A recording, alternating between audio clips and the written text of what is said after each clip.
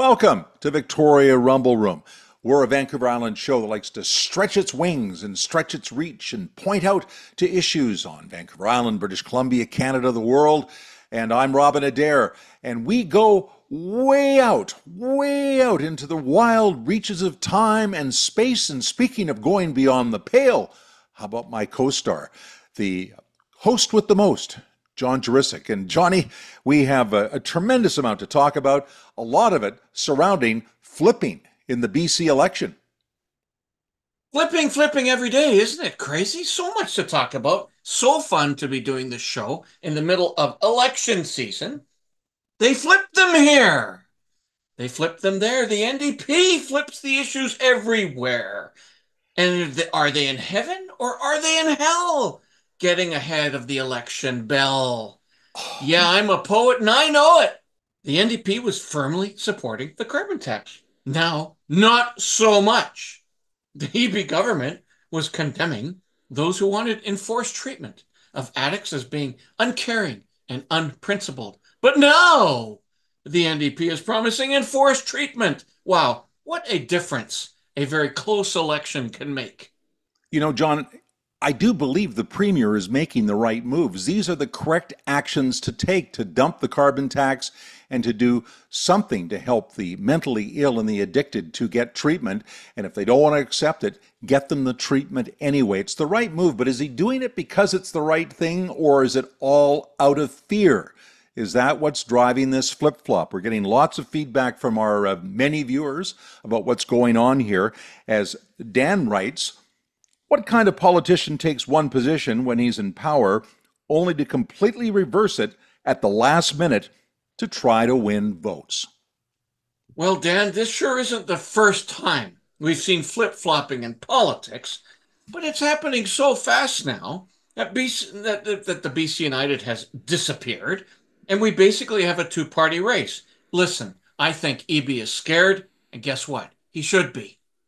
Absolutely. Every recent poll taken, public polls, and I believe the internal polls by the parties is showing a neck and neck race, and it's riding by riding now. The NDP is checking this out. It's going to be darn close. A lot of the interior ridings, you're almost ceding now to the Conservatives. Vancouver Island still strongly NDP in many regions. Parts of Vancouver totally up for grabs. And, you know, Surrey seats, Fraser Valley seats, where are those going? It's really a big question, John. And it's confusing when you think about how quickly this has all happened. A couple of months ago, the BC Conservatives, no one thought they were going to form a government. Now it's really a possibility. Now, Rich Coleman is a good friend of this show who has lots to say about this BC election. And as it happens, he is also the subject of a new biography. It's called That's Rich: The Rise and Fall of the BC Liberals, written by former MLA Judy Tyabji, who earlier wrote a biography of Premier Christy Clark. The book is just out. I'm willing to bet it doesn't pull many punches, but I'm also wanting to say this. Rich is a very principled, fair, and honest guy, as he was a very fair and honest politician. And I'm sure that's going to come through in this book. I'm certainly going to read it. Yeah, me too. That is right on. However, at this moment, we get something just as good. Some might consider even better than the Rich Coleman book. We get the real deal. Rich Coleman now joins us to talk BC politics. Let's zoom him in. Now joining us once again in the Victoria Rumble Room, an old friend of the show, You Rich bet. Coleman, the former MLA, the former cabinet minister, former deputy premier under the BC Liberals, and baby. now standing back and watching what's going on in this current BC election. And Rich, we just have to ask you about what's happening with disaffected members of BC United. The whole idea, I think, at least it was Kevin Falcon's idea, was he was going to hand the keys over to John Rustad. The right-wing vote would unite and everything would be fine, but it doesn't seem to be quite working out that way. Well, I don't think you could have a seismic change take place in anything at the level that this happened and not have people who were disaffected. You had 60, 70 people who had been knocking on doors, raising money, had volunteers, were looking for the opportunity to run for politics, and it was basically canceled on them. And so you're going to have that. I always thought when this happened, there would be a number of wounds that needed to be, for lack of healed or personalities that have been hurt to be helped through this and that sort of thing with people that cared about humanity from that standpoint.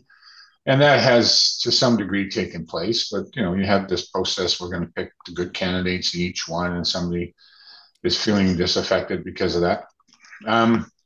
If there's a piece about what happened here that would be the saddest part, is that piece with people, not just the actual candidates, but their volunteers and people that knock doors with them and what have you, which has been going on for some time in some people's cases.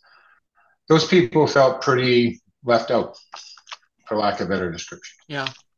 Rich, I have a question, but before that, I just want to comment on what Robin has stated. I've actually helped politicians all my life involved in campaigns. It's such a big commitment. It's such an emotional commitment. I don't know. I would be like royally pissed if this happened and I was involved. Nonetheless, always great to get the perspective of someone like yourself who knows all of the players in both BC United and the Conservatives. Would you agree that the United was like in tough shape heading into the election? And Kevin Feldman maybe had no choice. He thought it would be better to fold his tent in than let the party go and get, obliterated. Well, for me, it's a very difficult question to answer, because you had one party that would have had organization, platform, all of that sort of data, that sort of structure. But they certainly weren't playing anymore, because the Conservatives had a significant bump, I think, because of the momentum of the Pierre Poilievre federally, and the name federally got quite a bump. And, politics, as you know, you've been around like I have a very long time. Momentum is an unbelievable thing when it shifts. The challenge with this one was it came down to what happened when he decided that, told his caucus, told his candidates they were shutting her down. If there's a hindsight that'll come out of this, somebody might look back someday, depending on the results, and say, boy, you should have done that 8 months ago or 10 months ago, because the reality is 2-3 weeks before a writ isn't much time to build a platform, get the money, sort out the candidates, get them up and running with campaign managers and all that stuff, which may have been the weaknesses of the Conservatives at the time, and make this thing actually be a campaign that'll take on a campaign level, a machine that's always pretty good in the NDP. Now, the reality is we don't elect governments, we throw them out, and if people are angry enough at the NDP government in BC, then the Conservatives should have a very good opportunity to form government, because they don't have that other split party out there. So would you agree the NDP is highly vulnerable right now because of some of their policies? They've made a lot of promises. They've talked about how we're on top of the healthcare file, we're on top of the housing file, we're doing this, we're doing that. People aren't seeing the results. The results are going to take a long time, I would think, to come to fruition. Do you think that that's made David Eby even more vulnerable? And do you think, despite all the things you've just said and about this division, behind the scenes, unhappiness, that John Rustad could win this thing? I don't think there's any doubt that John Rustad can win this thing. I think that they have one free enterprise, for lack of a better description, party to vote for as a voter if they're angry at the NDP. Look, the NDP have been an abysmally bad government under David. They haven't hit the housing thing. They've had the issue with the opioids and the drugs and the crime. They had the issue with the doctors and the closing of emergency rooms. All of these things that compound. I look at it and said, boy, if I was running back in the day when I'd be running for a re-election and I had this on me, I'd be very worried. The reason he wasn't worried for a long time was because there were two free enterprise parties, but now one has decided to shut her down. Now he has one significant opponent. They are going to rely on re-announcements and what have you. But, if you look at it, Robin, they haven't built anything. I was trying to get through the tunnel the other day in Richmond. I mean, that bridge would have been built, finished up and running 2-3 years ago, because it was paid for. The Fatula Bridge is 1.5 years behind schedule. These guys aren't known for building anything. They announce a housing project, but it never gets done. They say they're going to do something with homelessness. They have been abysmal on that file. I mean, each time they touch something, but when the Mission emergency room is closed for a few days or a day and a half, and the doctors are told don't say anything publicly, when you've got the Merritt, Ashcroft, Fort St. John, all these different emergency rooms across the province would mean somebody has to go 2-3 hours to get to an emergency room if they get really scary sick. These are problems. And I know what would be happening if it was when I was there, we'd get to be beaten up, And I think today they deserve to be beat up. So if there's a change in government, it'll be that the NDP has not performed and they haven't done a good job. Rich, I got to go back to what's happened. I am still in denial. Okay, like I worked hard, like a long time ago, for social credit, then Libs, then Christy Clark's group. I can't just turn off. Like, is like I know the feeling. you right? Should am I being would I be criticized as pouting and okay, you got to kind of accept reality? Is there some kind of third wave here that might emerge post-election or something? I think it really depends on the outcome.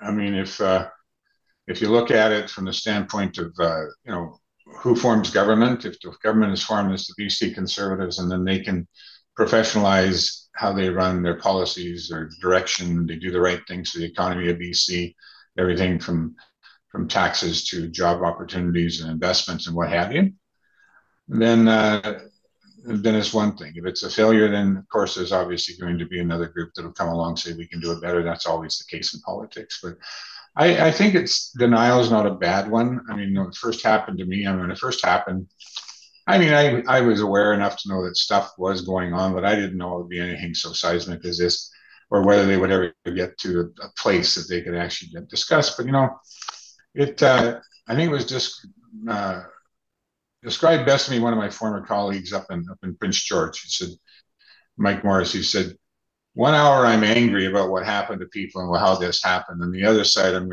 a realist saying, I can't see this province surviving really well with an NDP government continuing again. So I guess I've got to suck it up and accept the fact that this has actually opened the door for an opportunity for success. Rich, I really appreciate you coming on because frankly, I think a bunch of thousands of people like me need some kind of therapy. Okay, we need to sort of talk this through and have some kind of big Zoom call where we all just whine and complain.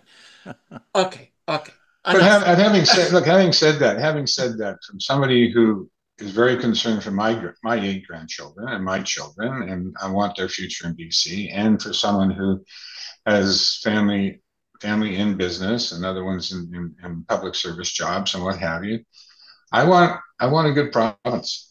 And I don't want to walk out of my office that I have in downtown Langley City or down an alley and be afraid somebody's got, or see somebody that's taken an overdose of fentanyl looking for Narcan and stuff like that in my community. I don't want to see how many people I know, and I'm sure you guys all know these people too, who don't have a doctor. Yeah. How what the gymnastics they have to go through just to get their medication that they need to live on every 3 months because they have to renew them every 3 months because they don't have a doctor. I mean, this stuff needs to stop. And I don't think anybody should get too far upset about what's happened here because it's happened. You can't put the genie back in the bottle. So now that it's happened, let's be honest. We don't want, this failure in healthcare and health and crime and all the things that the NDP are supposed to be good at to continue as a failure. And it is a failure. And my problem is that when I hear of the fact that when one of my grandchildren go to school, the first thing that's done every morning is they walk the entire school grounds looking for needles or drugs. Well, look at this isn't right. And you can't let this go. You can't have with this free opioid thing that they did and let that get away from you. Those are things that just make me angry enough to say, I'm angry, and you know what? I'm prepared to work with whoever can get rid of these guys because right now I think that they're bad for the future of the province. Great to hear from Rich Coleman, somebody who's been in the trenches, in the political trenches for decades and really knows the terrain. And speaking of trenches, boy, we've got a war of words happening right now on the South Island between various councillors. A councillor in Victoria in particular and a councillor now in Colwood are sharing barbs. And the issue that they're upset about is housing. Listen, Victoria's Jeremy Caradona is no stranger to this controversy. He's the guy leading the charge for the big council pay increases, and he's not shy about it. The latest dust up comes as Councillor Cardona is talking about council making a motion, that's Victoria Council, making a motion to have Victoria's tiny town for the homeless removed, and the homeless being redirected to housing shelters in neighboring municipalities, suggesting neighbors are not doing their part, Robin. Well, and he got reaction right away from Colwood. It was Councillor Ian Ward who had this to say directly to Mr. Cardona via social media. Jeremy Cardona, we have our own statistics in our community on the unhoused, and respectfully, we don't want or need to embrace the Victorian model. We're well aware of our housing targets without importing more of downtown's crime and addiction issues.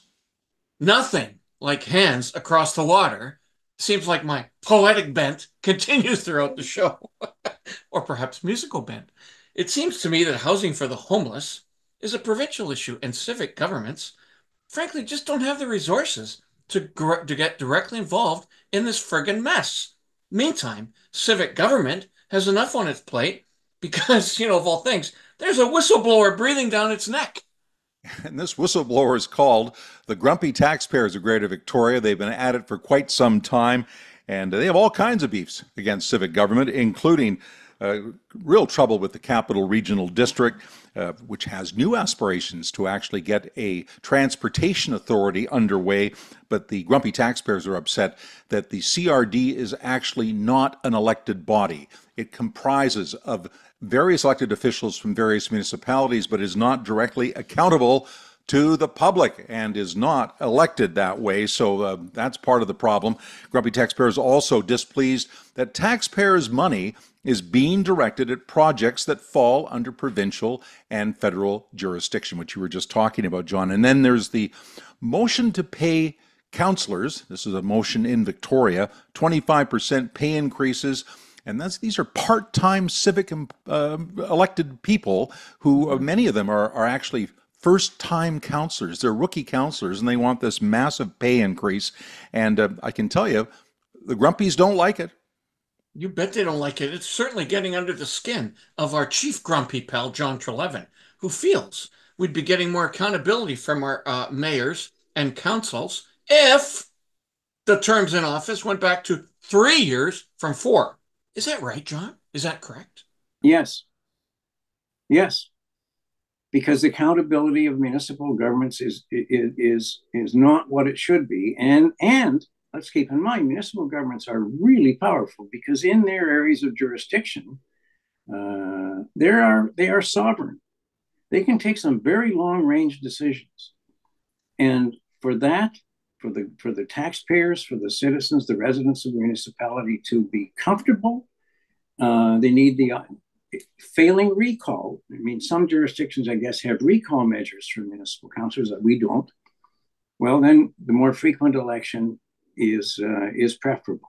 Would you like to see this being discussed right now? We have a BC election. Would you like to see David Eby talking about this? Would you like to see John Rustad talking about this? Would you like to see this on the provincial table? It was arbitrarily changed. Robin Blanco changed it back in the 1990s. Somebody could change it back. I agree. Yes, I agree with you. What I'd like to see is that and other elements of the challenges facing municipalities discussed in the election. There needs to be a holus bolus, top-down reform of the Local Government Act so that it works, that municipalities can fund themselves, that accountability is strengthened.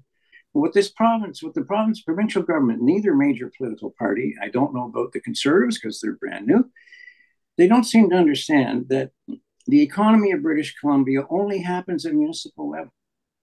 If the municipalities are in trouble, the whole economy of British Columbia is in trouble.